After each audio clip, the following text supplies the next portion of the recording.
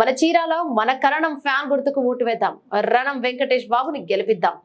8వ తేదీ 5వ నెల ఈ సంవత్సరం చీరాల మున్సిపాలిటీ పరిధిలోని నెహ్రూ కూరగాయల మార్కెట్ నందు ఎన్నికల ప్రచారంలో పాల్గొన్న చీరాల శాసనసభ్యులు కరణం బలరాం కృష్ణమూర్తి ఈ సందర్భంగా కూరగాయల వ్యాపారస్తులతో మాట్లాడుతూ గత 5 ఏళ్లలో వ్యాపారస్తులకు ఎటువంటి ఇబ్బందులు లేకుండా పరిపాలన సాగించామని, గతంలో ఇచ్చిన మాట ప్రకారం చీరాల్లో ఎటువంటి గొడవలు అల్లర్లు లేకుండా ప్రశాంతమైన వాతావరణాన్ని అందించామన్నారు.